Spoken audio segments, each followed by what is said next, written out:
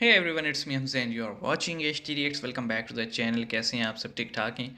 तो mystical land की तरफ से पाकिस्तान के इकोनॉमिक क्राइसिस पे एक वीडियो आया था आज से कोई एक वीक पहले, जिसका टाइटल है जनाब कि पाकिस्तान की सरकार बर्बाद, क्या सेना करेगी अब कब्ज़ा। यानी मार्शल लॉ की तरफ एक एक कह लें कि इशारा दिया जा रहा है, जो कि मुझे नहीं लगता इस वक्त हमारी इस्टेब्लिशमेंट मार्शल लॉ लगाने के मूड में है, क्योंकि वो जानते हैं कि ऑलरेडी एक अनरेस्ट है कंट्री में, अनस्टेबिलिटी है। और अगर उस पे मतलब अभी सिर्फ एक पार्टी जो है वो इस्टेब्लिशमेंट के पीछे पड़ी है, ऑब्वियसली PTI को रेफ़र कर रहा हूँ। लेकिन अगर मार्शल लॉ लगता है तो फिर बाकी जो 11 12 13 पार्टीज़ हैं वो भी, और उनके फॉलोअर्स भी जो हैं वो एक महाज शुरू हो जाएगा नया। तो मिस्टिकल लैंड की तरफ से ये देखते हैं।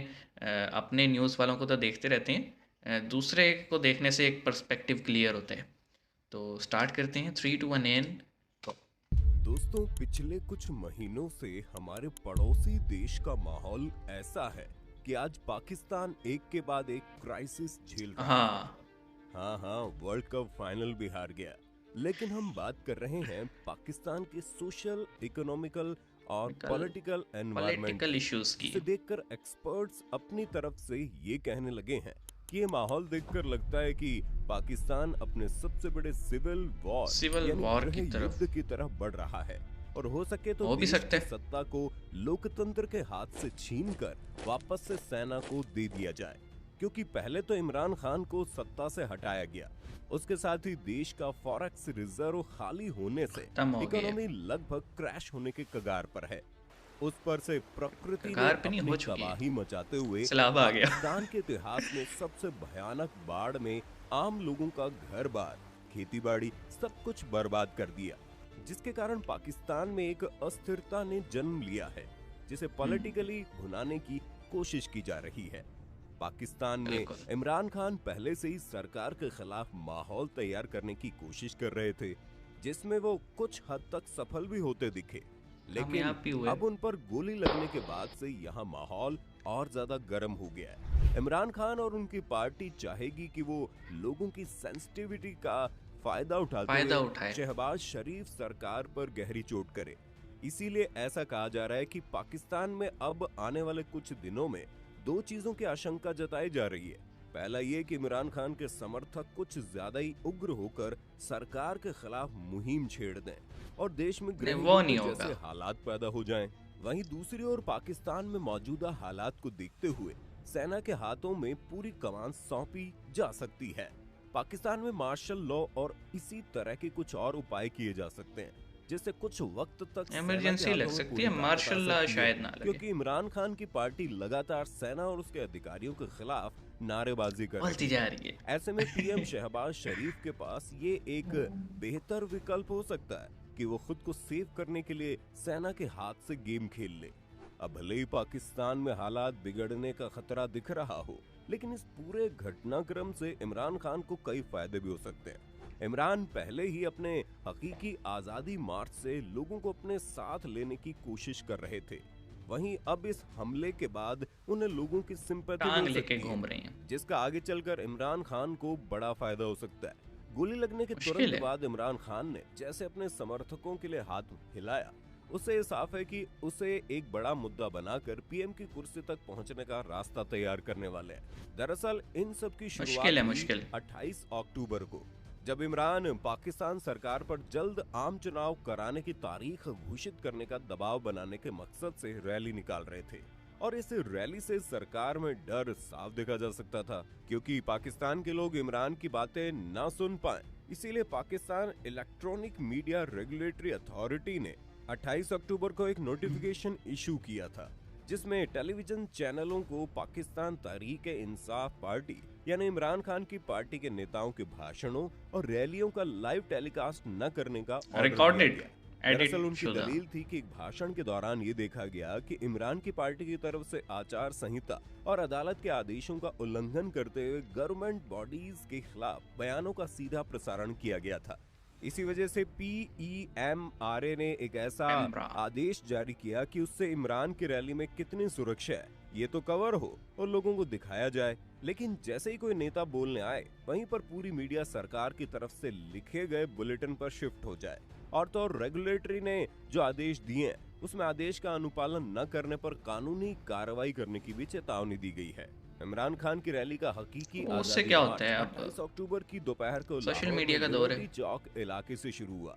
लेकिन इससे पहले ही देश के गृह मंत्री ने साफ ऐलान कर दिया था कि लाहौर से अगर ये रैली इस्लामाबाद की तरफ बढ़ती है तो उसे रोकने के लिए सेना की तैनाती की जाएगी।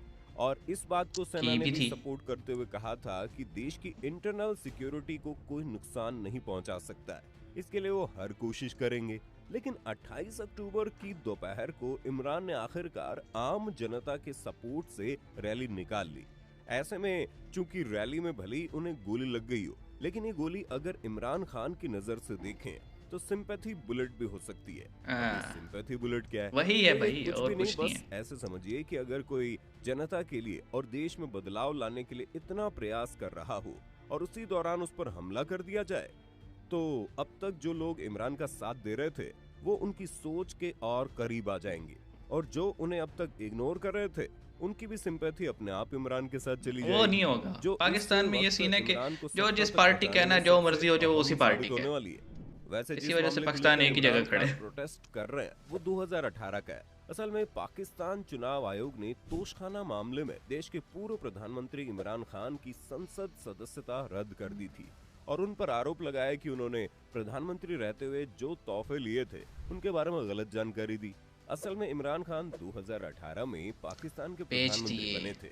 उन्हें अरब देशों की यात्राओं के दौरान वहां के शासक से महंगे गिफ्ट मिले थे, और तो और उन्हें कई यूरोपीय देशों के हेड्स ऑफ स्टेट से भी बेशकीमती गिफ्ट मिले थे, जिन्हें इमरान ने तोशखाना में जमा करा दिया। लेकिन इमरान खान ने बाद में तोशाखाना से इन्हें सस्ते दामों पर खरीदा और बड़े मुनाफे में बेच दिया। इस पूरी प्रक्रिया को उनकी सरकार ने बाकायदा कानूनी अनुमति दी थी। इसीलिए आरोप था कि इमरान को कुल 5.8 करोड़ रुपए को मुनाफा हुआ था और इसी मामले में इमरान की सदस्यता रद्द करने का फैसला हुआ।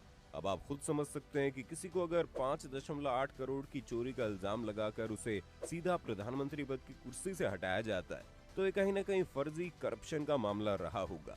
अब यहाँ पर आपको समझना ये है कि पाकिस्तान की जनता पिछले कई महीनों से सरकार के उदासीन रवैये और बढ़ते आर्थिक संकट और महंगाई से तंग आ चुकी है।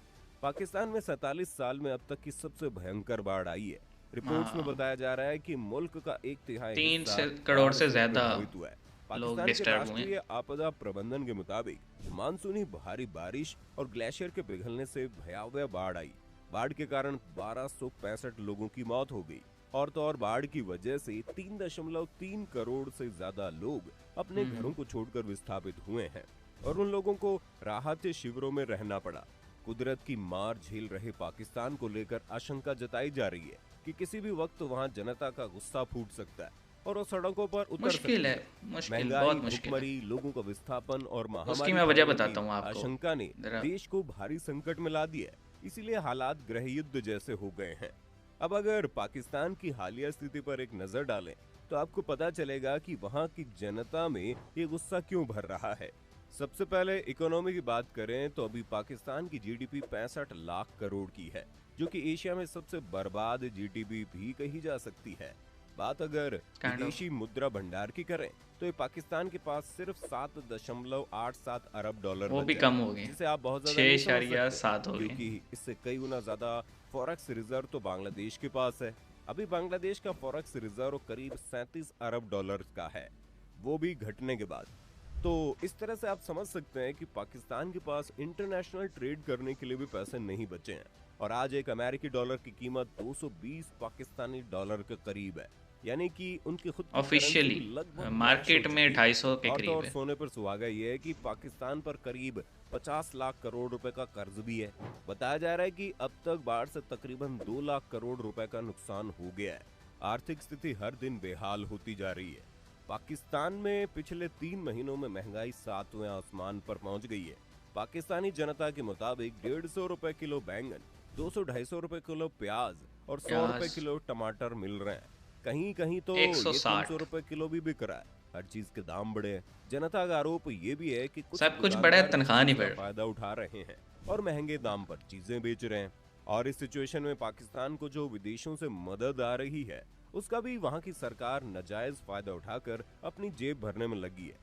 इसी वजह से जनता के मन में सरकार के खिलाफ आक्रोश बढ़ता जा रहा है। इस पर इमरान खान उसी बात को जनता तक बार बार अपनी रैली और भाषणों के जरिए लेकिन पहुंचाकर लोगों को जगाने का काम कर रहे हैं और लोग उन्हें अपना मसीहा जगह ने मानने भी लगे हैं। लेकिन देखना ये होगा कि इस मसीहा के हाथ में पाकिस्तान की तकदीर फिर से जाती है या फिर ये भाई साहब भी सिर्फ अमेरिका के ऊपर इल्जाम लगाकर अपनी कुर्सी जाने का राग अलापते रह जाएंगे। आपकी इस मामले में यही क्या सीन है राय है, भाई। कमेंट करके बताना। इस वीडियो को लाइक और अच्छा, शेयर कर लेना। फर्स्ट ऑफ ऑल इन्होंने बात की पाकिस्तान में सिविल वॉर की, जो कि मैं समझता हूँ पाकिस्तान जैसे कंट्री में पॉसिबल नहीं है, क्योंकि उसके लिए आपको शऊर होना चाहिए। शऊर होने के साथ साथ आपके पास कोई ऐसा विजनरी बंदा होना चाहिए जिस पे ना सारों का कंसेंसस हो जाए कि भाई हाँ ये वो बंदा है, या फिर मेजोरिटी का कंसेंसस हो जाए कि ये वो बंदा है जो हमें मुश्किल से निकालेगा। प्रॉब्लम ये है कि हमारे पास कोई ऐसा बंदा है नहीं।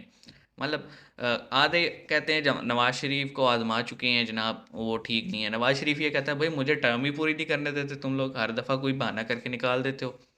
पीपल पार्टी वो भी यही कहती है। और लेकिन उनका क्लेम इस तरह से कई बार वैलिड नहीं होता, क्योंकि पिछले 10-15 साल से वो जो है ना सिंध में गवर्नमेंट में, और सिंध का हाल आपके सामने है। अच्छा, इमरान खान को बहुत सारी मेजोरिटी ने ये सोच के वोट दिया था कि जनाब ये नया है, ये कुछ करेगा। लेकिन इसने आते ही क्या किया, इसने सिर्फ पॉलिटिकल विक्टिमाइजेशन की। प्लान इसके पास कोई था नहीं एग्जीक्यूट करने के लिए, जो ये भाषण देता था कि मैं 22 साल से होमवर्क कर रहा हूँ। तो वो उसका रिज़ल्ट आपने देखा कि पाकिस्तान के कर्ज़े 25,000 अरब से 50,000 अरब पे पहुँच गए विद इन 3 ईयर्स। और ना डेप्थ कम हुआ, ना इकॉनमी में बूस्ट आया कोई। फिर मतलब करप्शन केसेस, ऐसे ऐसे तरह तरह के करप्शन केसेस निकले। टाइगर फोर्स की करप्शन, मालम जब्बा हेलीकॉप्टर स्कैंडल, बनी गाला, उसके अलावा आटा चीनी पंजाब में जो स्कैंडल निकले थे, और साथ साथ एक और इसका केस था तोशा खाना का है। इसके अलावा लैंड का है, अलकादिर ट्रस्ट का है। मतलब एक लिस्ट है पूरी, जो मीडिया जो है उजागर करता था और वो मीडिया वाले फिर बैन होते थे। तो इसके पास भी कोई प्लान एग्जीक्यूट करने का था नहीं, इसको निकाला गया। तो अब ये कहता है जी मुझे बैरूनी साजिश से निकाले। और वो जो इसके सपोर्टर जो कुछ साइड पे होने लग गए थे महंगाई देख के, वो इसके साथ वापस हो गए हैं, क्योंकि ख़जाना खाली हो चुका था और इन बेवकूफ़ों ने आके हुकूमत ले ली, अपोजिशन ने, और वो सारा बम फट गया उनके सर पे। तो इस तरह जो उनके सपोर्टर थे, यानी जो इस वक्त करेंटली गवर्नमेंट में है, वो भी नाराज़ थे कि हुकूमत ली क्यों, और इसके सपोर्टर नाराज़ थे कि इसे हुकूमत से निकाला क्यों। तो कोई ऐसा बंदा हो ना, तो फिर सिविल वार होता है, क्योंकि सिविल वार के लिए कोई कोई मुद्दा तो हो, वो मिल ना रही है। तो पाकिस्तानी अवाम को आदत हो गई है जी, जो ऊपर से आर्डर आता है कुड़ते हैं, बोलते हैं, लेकिन कुछ एक्शन नहीं करते। और खान साहब का पत्ता मुझे इसलिए लग रहा है कि कट चुका है, क्योंकि खान साहब अजीब अजीब बयान दे रहे हैं। अगर आप देखें ना उनके, तो कोई सेंस नहीं बनती। एक दिन बंदा एक बयान देता है, अगले दिन कुछ और कहता है। एक दिन कहता है अमेरिका नहीं था, अगले दिन कहता है अमेरिका था। एक दिन कहता है जी बाजवा बहुत अच्छा था, अगले दिन कहता है बाजवा ही तो मुझे निकालने वाला था। तो वो कॉन्ट्राडिक्ट स्टेटमेंट देता है और फिर कहता है कि उस पर यकीन किया जाए, जो कि हमसे तो ना हो पाएगा। तो आप इस बारे में क्या समझते हैं, हमें कमेंट सेक्शन में बताइएगा। बाकी हमारे मुल्क की हालात तो बहुत ही ख़राब है। बस अल्लाह रहम करे। चल रहे किसी तरह से ये, लेकिन हालात डिफ़ॉल्ट से भी बहुत बुरे हैं। तो आप क्या सोचते हैं इस बारे में बताइएगा। मिलते हैं नेक्स्ट वीडियो में।